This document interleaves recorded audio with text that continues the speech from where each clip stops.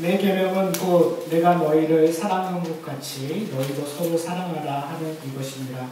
사람이 친구를 위하여 자기 목숨을 버리면 이보다 더 큰 사랑이 없나니 너희는 내가 명한 대로 행하면 곧 나의 친구라. 이제부터 너희를 종이라 하지 아니하리니 종은 주인이 하는 것을 알지 못함이라. 너희를 친구라 하였노니 내가 아버지께 들은 것을 다 너희에게 알게 함이니라.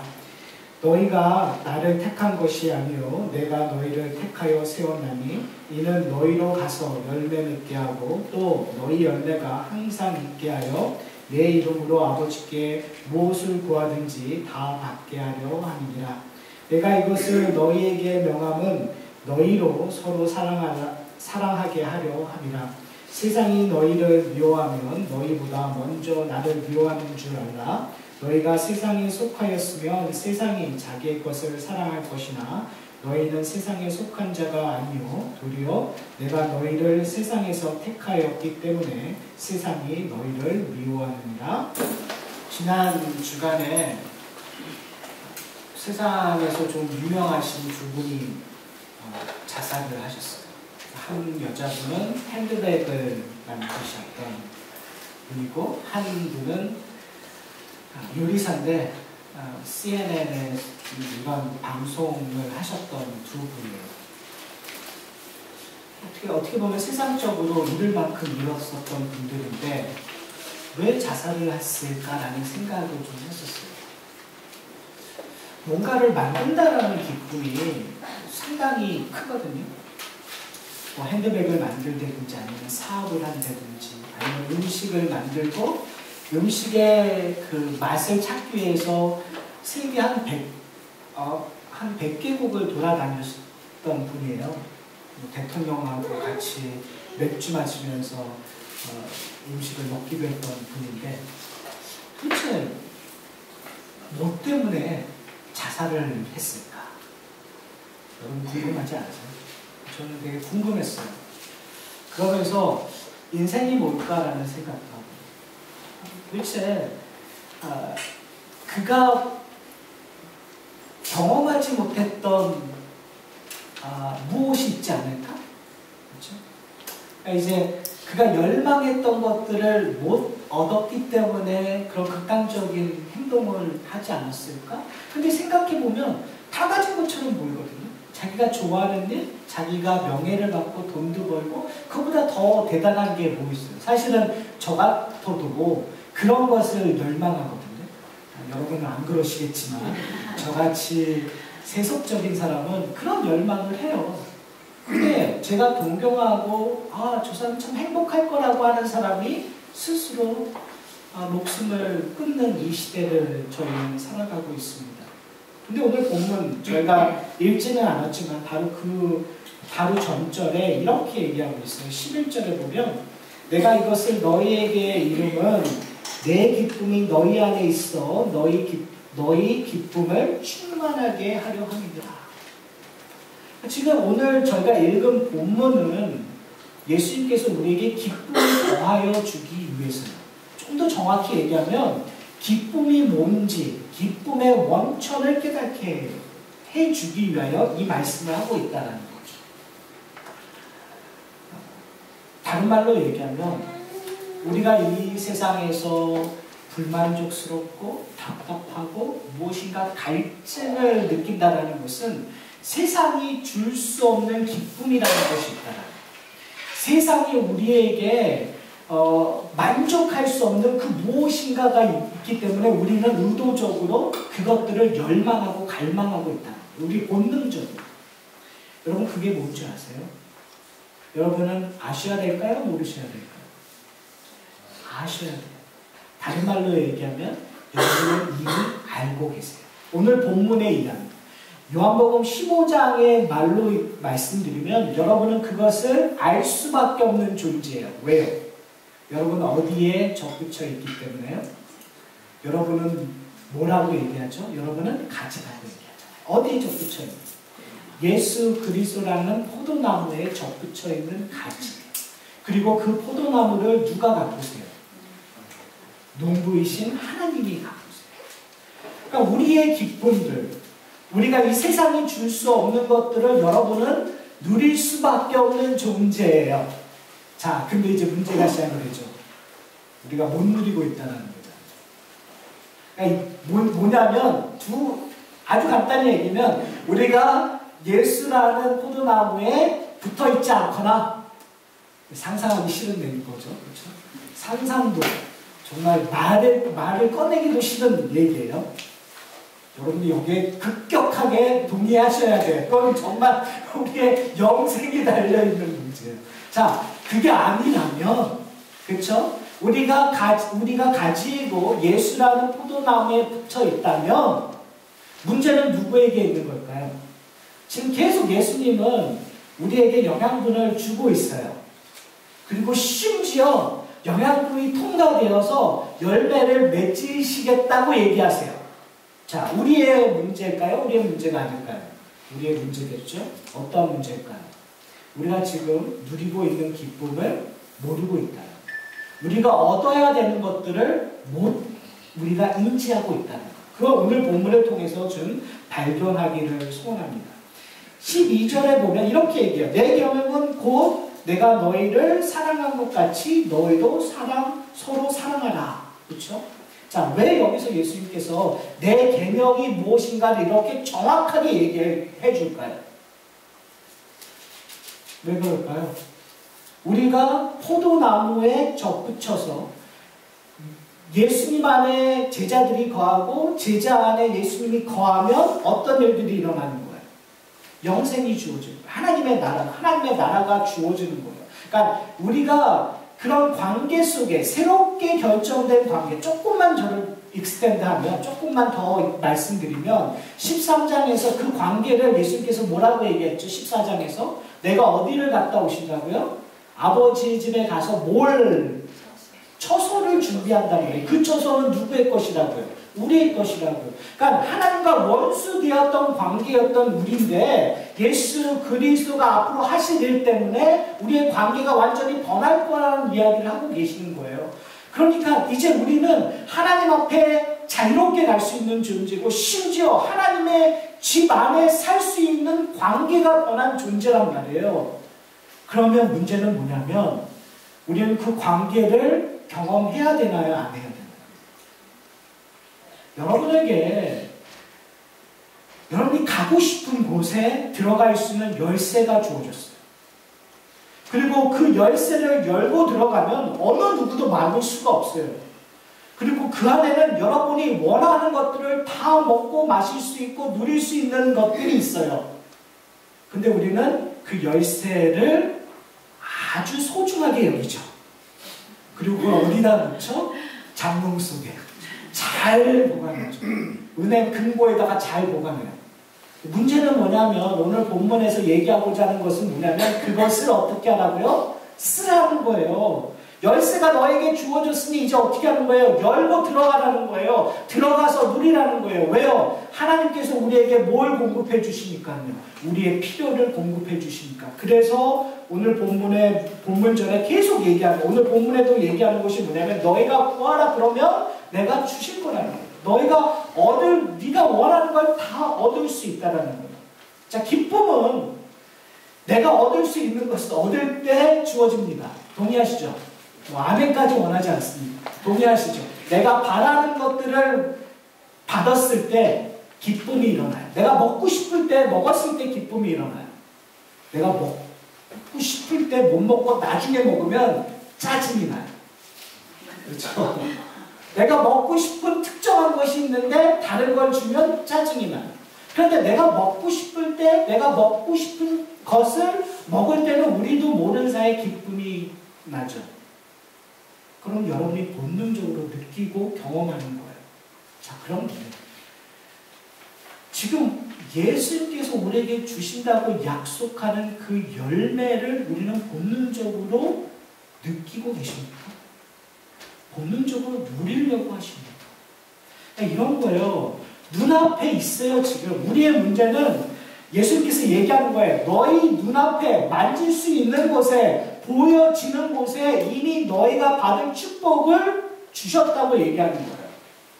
그렇다면 우리의 문제는 그것을 알지도 찾으려고도 하지 않는 것이 우리의 문제겠죠. 자, 오늘 본문을 보시면 이렇게 얘기해요. 여기서 오늘 본문의 가장 중요한 단어가 뭘까요? 가장 놀라운 단어가 뭘까요? 오늘 제목에 기록되어 있어요. 친구라는 단어예요. 그러니까 지금 예수님께서 뭐라고 얘기하냐면 너를 친구라 하였다고 얘기를 해요. 그렇죠? 이 친구라는 것은 어떠한 이야기냐면 오늘 본문에서 종과 친구를 구분하거든요. 그러니까 우리는 하나님이 우리를 부르시면 구약에도 그렇고 지금 이 신약에도 그렇고 하나님이 우리를 부르시면 우리가 생각하는 관계성은 주인과 종의 관계성. 그렇죠? 누가 우리의 주인이에요? 하나님이 우리의 주인. 우리는 하나님의 말씀을 잘 따르고 순종하는 종의 모습을 늘 생각해요. 그러니까 제자도를 얘기했었을 때도 종의 모습으로 설명을 한 거예요. 얼마만큼 내가 주인을 위하여 헌신할 거라는 거에 대한 방점을 찍어요. 근데 오늘 본문은 그 관계를 완전히 다르게 설명해요. 너희는 더 이상 종이 아니라 뭐라고요? 친구라고 그래요. 근데 문제가 있어요. 친구이긴 친구인데 전제 조건이 있어요. 뭐죠? 본문을 보시면은요. 15절부터 제가 읽을게요. 이제부터 너희를 종이라 하지 아니하리니 종은 주인이 하는 것을 알지 못함이라 너희를 친구라 하였노니 내가 아버지께 들은 것을 다 너희에게 알게 하였습니다. 주인과 친구에 대한 차이점을 얘기하죠. 그런데 친구가 되기 위해서는 어떻게 한다고요? 바로 13절에 예수님께서 우리와 친구하기 위해서 하신 일들에 대해서 얘기를 하고 있고요. 14절에 아주 중요한 전제를 얘기하고 있어요. 그게 뭐예요? 너희는 내가 명한 대로 행하면 곧 나의 친구라. 자, 예수님께서 명한 것이 뭘까요? 그것을 계명이라고 하죠. 그렇죠. 그래서 지금 15장에서는 내 계명에 대한 얘기를 얘기해요. 너희가 나와 붙어있다는 거, 내가 포도나무에 너희는 가지는데 네가 나와 함께하고 있다는 걸 어떻게 알 수 있느냐? 계명을 지키는 것이다. 근데 그 계명이 뭐 하는 거예요? 사랑하는 거라는 얘기예요. 그러니까 사랑하면 친구가 되는 거예요. 그렇죠. 이거 너무나 당연한 진리 아니에요? 여러분 친구 중에 사랑하지 않는 친구 있어요? 저는 없어요. 저는 좋아하고 사랑해야 제 친구가 돼요. 근데 재밌는 건 뭐냐면 오늘 본문은 우리가 생각하고 있는 친구의 관계를 완전히 뒤집어 버리고 있는 거예요. 왜요? 예수님께서 우리를 친구라고 부르시는 거예요. 근데 우리는 어떠한 존재죠? 사랑받기 위하여 태어난 존재가 아니에요. 오해하지 마세요. 여러분들은 태어날 때 어떻게 태어났냐면 원수로 태어났어요. 로마서 5장 10절에 얘기하면 우리가 원수 되었을 때 하나님께서 우리를 사랑하셨고 예수 그리스도가 우리의 화목 제물이 되셨다고 얘기해요. 우리는 태어날 때 누구의 자식으로 태어났어요? 마귀의 자식으로 태어났어요. 세상의 권세 아래서 세상이 원하는 것을 추구하는 존재로 태어났었어요. 그러니까 친구가 될 수 있어요? 없어요? 없어요. 근데 지금 예수님께서 뭐라고 얘기하냐면 우리의 사고를 완전히 뒤집어 놓고 우리에게 얘기하는 것이 너는 내 친구라. 친구가 될 수 있는 유일한 방법이 뭘까요? 오늘 본문에서 그 방법에 대해서 얘기했어요. 저희가 오늘 2번이나 읽었어요. 뭐죠? 예수님이 뭘 하셨기 때문에. 자, 성경을 이해하는 것은 특별한 계시가, 특별한 성령의 충만이 중요한 것이 아니라 오늘 본문에 기록된 국어를 잘 하시면은 이해할 수 있어요. 자, 다시 한번 읽어볼까요? 자, 13절에 뭐라고 얘기죠? 사람이 친구를 위하여 자기의 목숨을 버리면 이것보다 더 큰 사랑이 없느니라. 지금 이 누굴 얘기하시는 거예요? 누가 하실 거에 대한 이야기를 먼저 하시는 거예요? 예수님께서 하시고. 근데 문제는 뭐냐면 이 얘기의 문제점이 우리에게 적용되기 어려운 문제점이 뭐냐면 예수님께서 친구를 위하여 죽으면 그것보다 더 큰 사랑이 없다고 얘기하잖아요. 근데 우리는 예수님과 친구 된 적이 없어요. 그렇잖아요. 그런데 지금 예수님께서 우리를 친구라고 얘기해 주시면서 계명을 제대로 지키지도 못하는, 사랑도 제대로 못하는 우리를 친구라고 불러주시며 그를 위하여 죽으시겠다고 얘기합니다. 대단한 사랑의 모습이죠. 자, 그런데 이 힌트가, 말도 안 되는 일들이 일어나는 힌트가 구약에 몇 번 일어나요. 누구에게 일어났을까요? 우리는 항상 뭔가를 완벽하게 지켜야 그것을 의롭다고 여긴다라는 생각을 되게 많이 하시는 것 같아요. 율법을 지켜야 의인이 된다고 생각해요.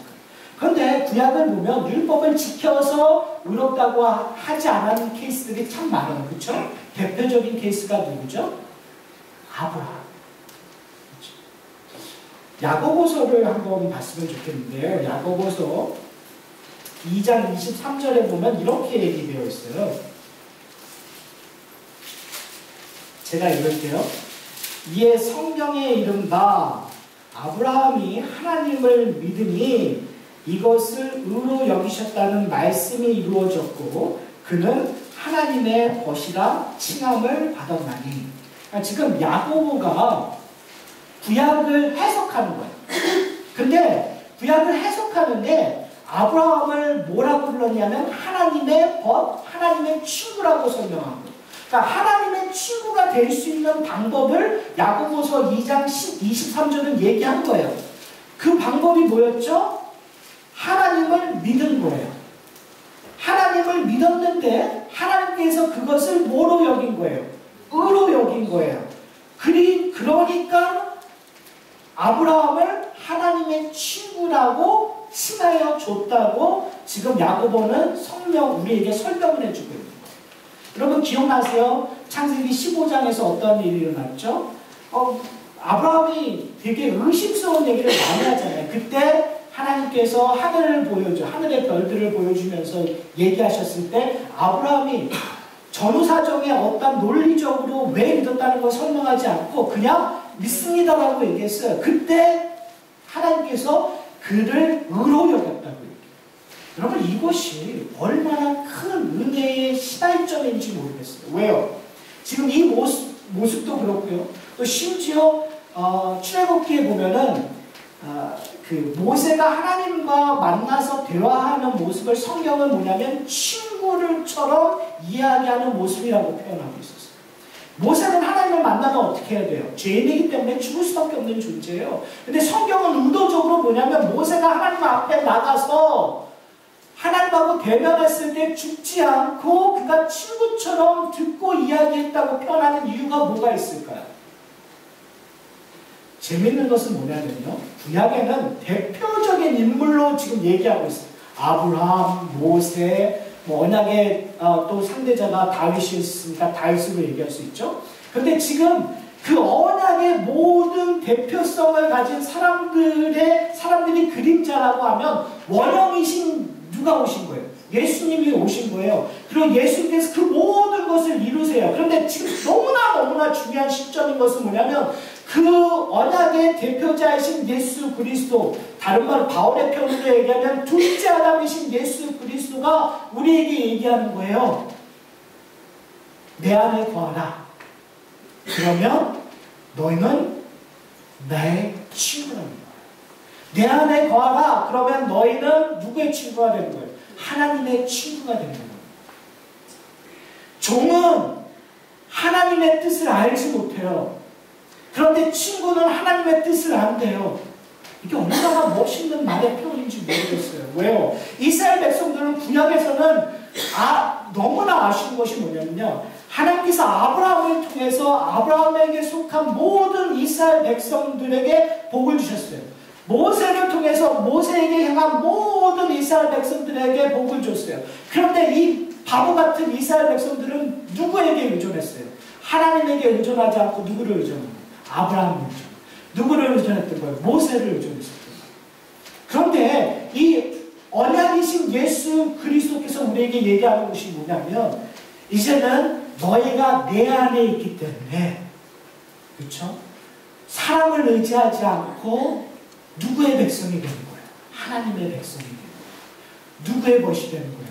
하나님의 벗이 되는 거예요. 여러분, 이것은 엄청난 차이입니다. 여러분, 아까 얘기했잖아요. 벗은 사랑하는 존재, 친구는 사랑해야 된다. 근데 오늘 본문에서 뭐라고 표현하냐면 너희가 나를 찾은 것이 아니라 내가 너희를 찾았다고 얘기하잖아요. 사랑을 누가 먼저 하신 거예요? 하나님이 먼저 하죠. 예수님이 먼저 하죠. 여러분, 만약에 우리가 사랑을 먼저 냈다면 어떤 일이 일어날까요? 여러분들은 사랑을 먼저 안 해보셨나 봐요. 사랑을 먼저 냈었을 때의 그 사랑이 짝사랑일 경우가 많잖아요. 그렇죠? 짝사랑의 특징은 해도 안 되는 케이스가 많아요. 그렇죠? 짝사랑한다고 다 됐으면 세상에 너무 큰일이 많이 일어났을 거예요. 근데 짝사랑은 해도 안 돼요. 왜요? 그 짝사랑하는 사람의 능력치 때문에, 한계 때문에. 자, 인계가 아무리 하나님을 짝사랑해도 그 사랑은 완벽할 수가 없어요. 내가 내 목숨을 바쳐서 사랑한다고 해도 그것으로 그 소위 말하는 하나님의 마음을 돌이킬 수 없어요. 그것이 구약에서의 율법을 지키려고 노력했던 사람들의 문제점이에요. 예수 그리스도가 계시는 그 당시에 바리새인들과 서기관들과 대제사장들의 문제점이에요. 그들은 하나님을 사랑했어요. 누구 마음대로, 누구의 방식대로, 자신의 방식대로. 근데 그 사랑이 하나님의 마음을 바꿀 수 없었던 거예요. 근데 오늘 본문에서 얘기하는 것이 누가 먼저 사랑하셨다고요? 하나님이 먼저. 하나님이 먼저 사랑하셨다면 그 사랑을 받는 사람이 어떻게 되었든, 죄송합니다, 옛날식으로 표현하면 그 사람이 대머리든 그 사람이 키가 작든 그 사람이 가난하든 상관이 있어요, 없어요? 없어요. 왜요? 하나님이 사랑하시면 그 사랑은 이루어질 겁니다. 그래서 오늘 본문이 너무 멋있는 거예요. 왜 그러면 야고보서에서 표현하고 있는 표현 중에 오늘 저희가 읽었었던 저희가 고백했었던 하이델베르크 문답 61번과 부딪히는 경우가 있어요. 61번에 뭐라고 얘기하면 왜 믿음으로만 하나님 앞에 의로워질 수 있습니까? 라는 질문하고 있거든요. 근데 지금 야고보서에서는 우리가 하나님 앞에 갈 수 있는 것, 하나님의 친구가 될 수 있는 방법은 뭐냐면 우리에게 행함이 있어야 된다는 것처럼 표현되고 있는 거예요. 근데 우리가 그렇게 잘못 이해할 수밖에 없는 것은 지금 야고보가 누구에게 얘기하냐면 하나님의 백성들에게 얘기하는 거예요. 그러니까 경고예요. 하나님이 사랑하셨는데 하나님이 널 사랑하기 위하여 어디까지? 그의 아들이신 예수 그리스도가 죽기까지 이 세상에 그거보다 더 큰 사랑이 없는 그 사랑을 너에게 보여줬는데 너희가 믿는다고 하면 어떻게 해야 되는 거예요? 하나님의 계명을 지켜야 돼요, 안 돼요? 다시 질문할게요. 그 사랑을 안다면 여러분이 하나님의 계명을 지켜야 돼요, 안 돼요? 지켜야 돼요. 지켜야 돼요. 100% 지키느냐 안 지키느냐의 문제가 아니라고 얘기했잖아요. 그렇죠? 중요한 것은 뭐냐면 순종하느냐예요. 다른 말로 하면은 내 벗이, 나의 친구가 나를 사랑하는데 그 사랑에 감동이 된다면, 그 사랑을 누린다면 내가 어떻게 해요? 사랑하는 건 당연한 거잖아요. 사랑받아서 사랑하는 건 너무나 당연한 수준이에요. 다른 말로 얘기하면 포도나무에서 영양분이 와서 내 가지로 지나가 열매를 맺는 건 당연해야 한다는 거예요. 당연한 거란 말이에요. 그러니까 지금 우리가 지금 원하는 것은 그 기쁨을 누리고 있냐는 거예요. 지금 예수님께서 우리에게 그 기쁨을 보고 싶은 거예요. 다른 말로 얘기하면 우리가 왜 기뻐하지 않는 이유가 어디 있냐면 하나님이 우리를 사랑하시는 그 사랑을 여러분이 느끼지 못해요. 매 순간순간 교회를 떠나서 월요일 아침에 하나님의 사랑을 여러분이 느끼시나요? 여러분이 12시간, 14시간 정말 피곤하게 직장에서 일하시다가 집에 가서 정말 내가 왜 이렇게 사나? 이게 인생이야라고 정말 한탄하고 있는 그 순간 우리를 보듬어 주시고 품어 주시는 하나님의 사랑을 느끼시면, 만약에 그것을 느끼는 순간 우리에게는 세상과 바꿀 수 없는 기쁨이 주어진다는 거예요. 우리의 문제점은 하나님의 사랑을 거부하는 것이 우리의 문제점이에요. 하나님으로부터 오는 그 기쁨을 그냥 무시해버리는 것이 우리의 문제점이에요. 그러기 위해서는 어떻게 해야 돼요? 예수 그리스도를 알아요. 예수 그리스도 안에 거하셔야 돼요. 오늘 본문은 또 다른 면에서 우리가 하나님의 친구라는 것을 증거해주는 이야기를 해요. 그것이 뭐냐면 세상이 우리를 미워하게 됩니다. 세상이 여러분을 미워하세요? 자, 참 어려운 얘기죠.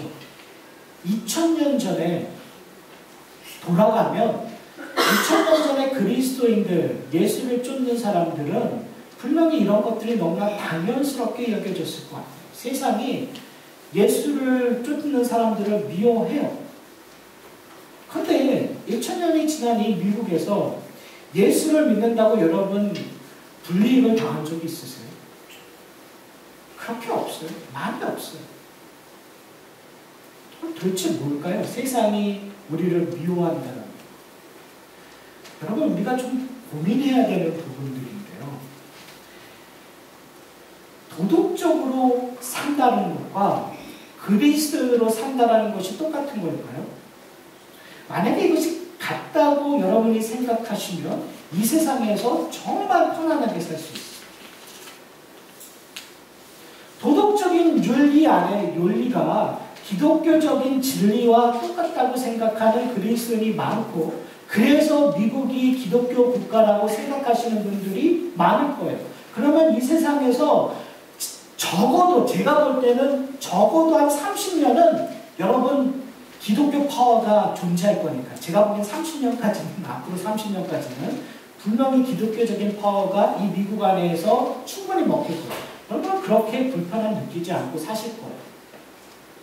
근데 중요한 것은 뭐냐면, 지금 성경에서 얘기하고 있는, 우리의 친구이신 예수님이 얘기하고 있는 기독교적인 도덕관이라든지 기독교적인 가치의 의미는 세상이 얘기하는 것과 틀려요. 여러분 한번 자세히 보세요. 지금 뭐 한국의 선거철이잖아요. 소위 말하는 진영 논리에 의해서 도덕적인 잣대가 완전히 틀려져요. 보수, 진보라는 의미가 무의미해질 정도로 그냥 도덕적인 잣대가 자기가 원하는 대로 가요. 그건 세상의 얘기예요. 그러나 기독교에서는 도덕적인 잣대를 그렇게 얘기하지 않아요. 자, 요즘에는 기독교가 욕을 먹는 것이 아니라, 그렇죠? 잘 들으셔야 돼요. 기독교가 욕을 먹는 근본이 아니라 교회 다니는 사람들이 행실을 잘못해서 기독교가 욕을 먹잖아요. 그렇죠? 그 차이를 아세요? 종교가 문제가 아니라 2000년 전에는 종교가 문제였어요. 근데 2000년이 지난 지금은 종교가 문제가 아니라 거기에 있는 사람들의 행실 때문에 지금 기독교가 욕을 먹고 있는 시대예요. 자, 이러한 시대에 사는 우리가 고민해야 될 것은 뭐냐면, 세상이 우리를 핍박한다면 무엇 때문에 핍박을 받는가 고민하셔야 돼요. 우리의 행실 때문에 핍박을 받는 건 당연한 거예요. 우리가 도덕적으로 세상과 비슷해가지고 핍박받는 건 그건 당연한 거예요. 중요한 건 뭐냐면 그거를 뛰어넘는 것 때문에 우리가 핍박받냐는 거예요. 오늘 본문에서 얘기하는 것 후에 얘기하는 것 중에 가장 중요한 것이 뭐냐면 15장 후반부에 내가 세상이 나를 싫어하고 그렇기 때문에 아버지를 세상이 싫어한다고 얘기해요. 그러니 아버지의 친구고 예수 그리스도의 친구는 당연히 세상이 싫어할까요? 좋아할까요? 싫어할 수밖에 없다는 얘기잖아요. 자, 그러면 우리가 질문해야 될 거는 뭐냐면 세상이 왜 우리를 싫어하냐는 거예요. 다른 말로 하면 까닭없이 우리를 싫어해야 돼. 무슨 말씀인지 아세요? 내가 어떤 행동 때문에, 내가 잘못된 것 때문에 세상이 날 싫어하는 것이 아니라 세상이 까닭없이 나를 싫어해야 돼요. 가닥없이 싫어야 되는 이유, 그것이 뭘까요? 도대체 오늘 본문에 근거한다면 바로 예수님께서 우리에게 기쁨을 주시겠다는 그 이유 때문에, 바로 우리가 누구의 사람이기 때문에 그래요. 하나님의 사람, 예수 그리스도의 사람이기 때문에. 사랑하는 성도 여러분, 하나님의 사랑을 풍성히 누려서 지금 다 지질이 궁상 떨고 힘들고 하고 있는 그 불평하는 데에 내가 동의하지 않고, 그래도 내 인생은 참 기뻐요. 내가 이렇게 힘든데 내 안에서 예수 그리스도로 말미암아 기뻐해요 라는 얘기를 했을 때 세상이 좋아할까요? 세상이 되게 짜증스럽게 여길 사람들이에요. 그렇죠? 왜요? 지금 대화가 불가능한 언어들을 사용하고 있다는 거예요. 여러분 아세요? 내가 그리스도인이 된다는 건 세상에게 대화가 불가능한 이야기를 하고 있어요. 세상이 그 이야기를 이해할 수가 없어요. 이해할 수 있는 방법은 그들의 도덕적인 잣대로밖에 이해할 수 없는 거예요. 그렇죠? 세상이 이해하려면 어떻게 되면 세상이 변해야 돼요. 바로 그것이 복음의 전파예요. 어떠한 사상이나 어떠한 원칙이나 논리를 이야기하는 것이 아니라 예수 그리스도와 친구되는 그 모습들이 전해졌을 때 세상은 뒤집어졌어요. 2000년 전에도 그랬고요, 1000년 전에도 그랬고요, 500년 전에도 그랬고요, 그리고 지금도 그런 일들이 일어나요. 그러기 위해서 우리는 어떻게 살아야 될까요? 우리는 어떻게 살아야 될까요? 저는 가끔 설교 처음에 시작했었던 그 자기의 목숨을 스스로 끊어버렸던 두 사람처럼 사는 것도 나쁘지 않다고 생각했던 적들이 있었던 거예요. 내가 하고 싶은 것들을 통해서 돈도 벌고 명예도 얻고 그것이 기쁨이고, 그런 생각을 했었던 때가 많아요. 근데 사랑하는 성도 여러분, 성경은 그 기쁨이 하나님과 친구되는 기쁨을 대체할 수 없다.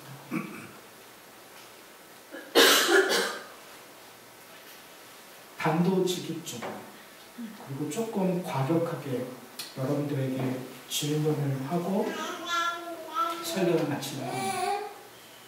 왜냐하면 지금 여러분도 아시다시피 14장, 15장, 그리고 앞으로 16장도 계속 이 얘기가 반복되어서 진행될 거예요. 그렇기 때문에 제가 오늘 설교를 질문으로 마치려고 합니다. 이제 내일 설교가 내일이 아니라 다음 주 설교를 통해서 제가 그 질문들을 하나하나 찾아갈 거예요.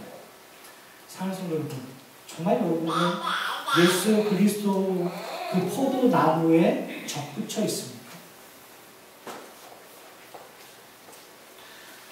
살려져 나갔다면 수없이 얘기해도 그거를 누릴 수도 알 수도 없어요. 근데 저는 여러분이 이곳에 계셔서 하나님의 말씀을 들을 수 있는 이 기회만으로도 저는 하나님의 섭리 안에, 그리스도의 은혜 안에 거했다고 저는 생각해요. 그렇죠? 하나님이 왜 쓸데없이 여러분들을 이 자리에 있게 하겠어요? 이 소중한 이 시간. 자, 그렇다면 여러분이 예수 그리스도의 가지에 접붙여 있는 존재라 하면 여러분의 인생의 기쁨이 뭡니까? 여러분이 하나님이 주시는 그 기쁨을 오늘 알고 싶으세요? 정말? 여러분에게 질문하는 것이 아니라 저에게 동일하게 질문하는, 아침에 일어날 때 그 기쁨을 알고자 일어나고 있는가? 하루를 끝마쳤을 때 그 기쁨 때문에 하나님 앞에 감사를 드리고 있는가? 내 인생이 하나님 때문에 세상 사람들은 너 왜 그렇게 살아? 네 인생 별거 아니라고 했을 때 내 인생은 가장 소중합니다라고 이야기할 수 있는가? 그런 사람들이 모여서 우리는 과연 살아가고 있는가? 내 가지에만 열매를 맺고 즐거워하고 있지 않는가? 그거는 죄예요. 왜요? 예수라는 포도나무에 수많은 가지가 있어요. 그러면 함께 열매를 맺어야 되는 거 아닙니까? 다른 사람이 맺은 열매를 보고 기뻐해야 되지 않습니까? 그것이 사랑이라면 과연 우리는 그 사랑을 하고 있는가? 그 예수님께서 얘기하는 계명을 지키고 있는가? 예수 그리스도께서 나를 위하여 죽기까지 사랑하셨는데 나는 지금 내 옆에 있는 사람을 위하여 죽기까지 사랑하고 있는가? 분명히 그곳에 기쁨이 약속되어 있는데, 그곳에 능력이 약속되어 있는데 과연 나는 그곳으로 발걸음을 딛고 있는가? 믿음은 행함이 있어요. 행함이 있는 믿음이 진짜 믿음이라고 얘기하고 있어요. 믿음과 행함을 띄어내면 안 돼요. 하나예요. 그렇다면 우리는 그 일들을 하고 있는가? 질문은 지금 이 시간 뿐만이 아니라 우리 인생 속에서 계속 질문이 될 거예요. 그 질문에 솔직히 답하시는 저와 여러분이 되기를 소원합니다. 그럴 때 누가 도와주신다고요? 다음 주 설교의 내용입니다. 다 같이 기도하시겠습니다.